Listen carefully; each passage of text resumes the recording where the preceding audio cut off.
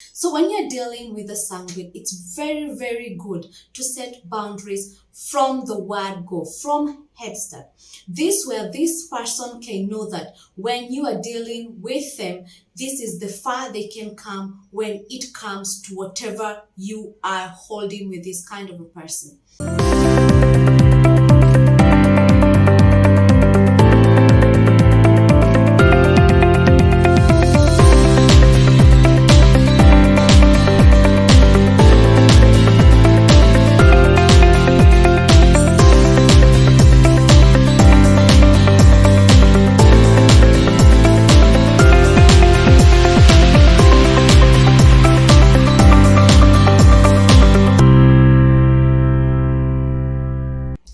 Hello my viewers, wherever you're watching me from, I welcome you to my channel. I'm Dee Muhia, a counseling psychologist. I'm also a founder of Gadi Wellness Center, where mental health, we give it the first priority. We are located in Thika, Hope Plaza, first floor. I don't take it for granted that you're there and you take time to view my channel. I welcome you, and let's get to details why we are here today. So today I'm going to be taking you through a few things here and there about personalities. There are 4 major personalities. I don't know if you know them, but I can try to remind you. I'm going to be talking about sanguine, which is going to be the first topic I'm going to be talking about. But later, of course, I have the other 3 personalities that we're going to be talking about them later in the shows to come. So these 4 personalities, what am I talking about? I'm talking about sanguine. I'm talking about phlegmatic. I'm also talking about melancholic, of course, and choleric. But others said we're going to start with sanguine. When I talk of sanguine, what comes to your mind? Of course, there are people who have this kind of a joke when they say penguin. When you talk of sanguine, they say penguin, because of course people are not the same. The way I think is not the way you think, and the way you remember things is not the way I remember things. So you may encode or code something as penguin so that you can remember to say sanguine. So I'm talking about sanguine, not penguin. Sanguine are people who are weird in a way, and also they are special beings, because that personalities is the commonest of the 4 personalities. Being a sanguine, it means you are an outgoing person. You're cheerful, you're open-minded, you're just cheerful in your own nature, you're sociable. And that means that you mingle with people from different kinds of walks of life. These people, when they get inside a crowd, they stand out. Why? Because they talk. They socialize easily in any places. They don't need a reason to make people get to know them. They easily entertain people, and of course, they welcome people into their circle easily. Sanguine are people who their spirit is free, meaning that these people can easily talk for so long. They take hours and hours. They are storyteller. In fact, when it comes to telling a story, they can either exaggerate a story, as we say, adding salt to whatever they are given. So they can make a boring story feel so nice, you go with it. So these people, time does not ring a bell. So they easily get late to work or to places, commitment, to places they were supposed to go, appointment. So when you're dealing with the sanguine, you need to have this in mind that they may be late.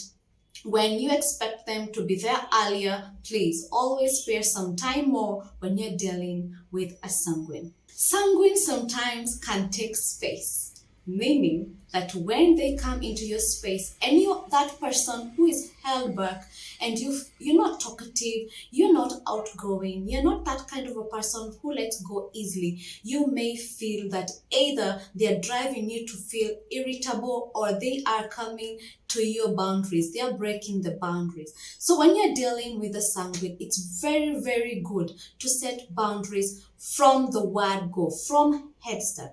This way, this person can know that when you are dealing with them, this is the far they can come when it comes to whatever you are holding with this kind of a person.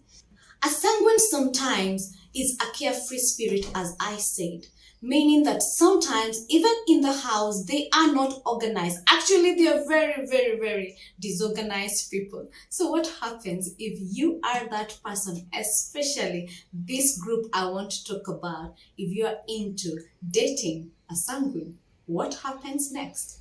A sanguine is a person you should be aware that you will not arrange a place and you find that it's the way you left it or the way you want it to be. They will pick things from this side and mingle it with the other side. They will take a couch from this side, you find it on the other side. A socks will be here and the other one will be there. Utensils will be everywhere. Of course, when we get to the bedroom, clothes will be everywhere and they are okay with it. Now, you are this lady or this man who is the other kind of personality, which is actually very organized, very perfect. You are a perfectionist. What happens if you are dealing with a sanguine?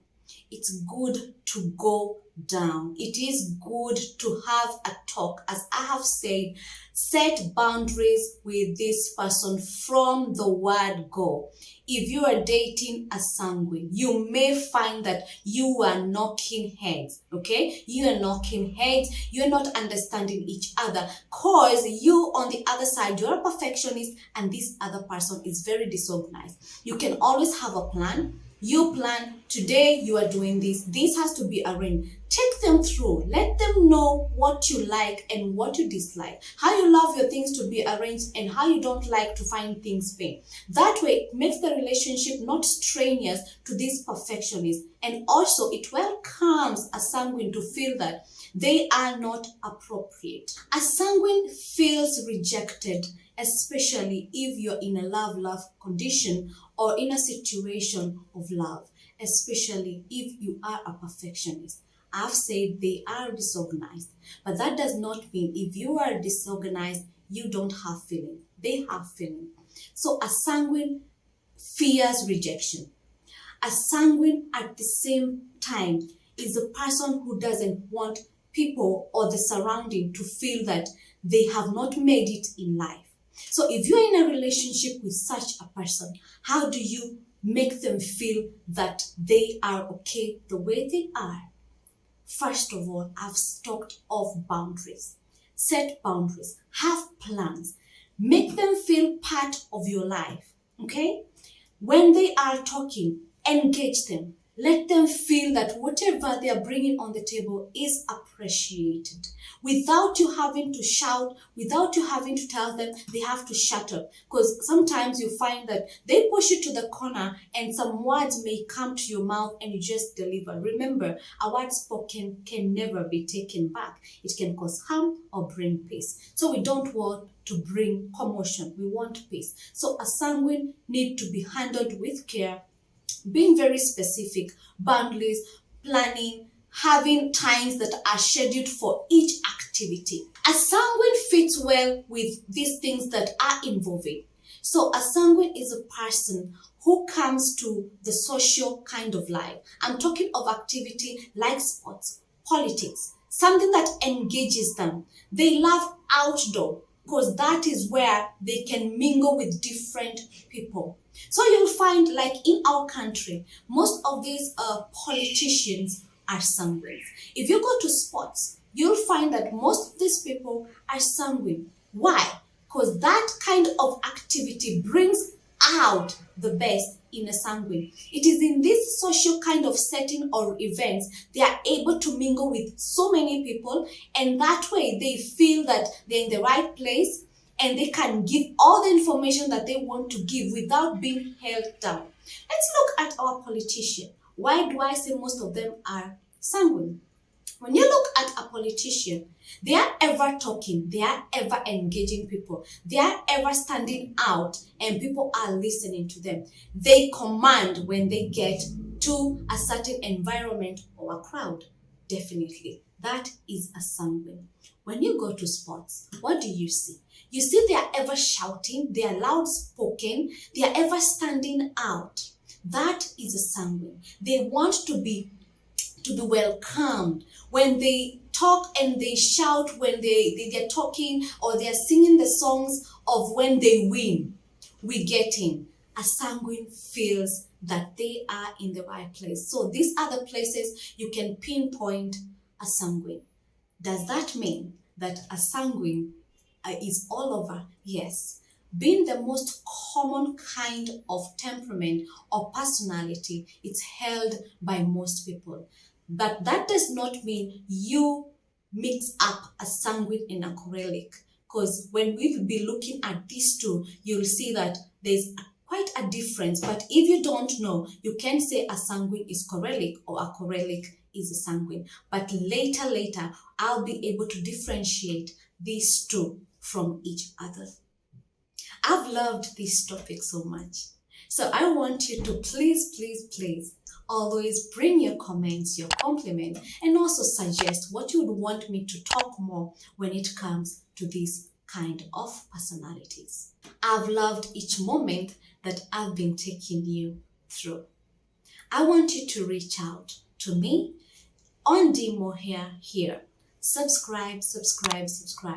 You can also reach me on Facebook at Dee Muhia, at Instagram at D_Sami, and also at TikTok Dee Muhia. Remember, subscribe. See you soon. Thank you so much. Bye bye.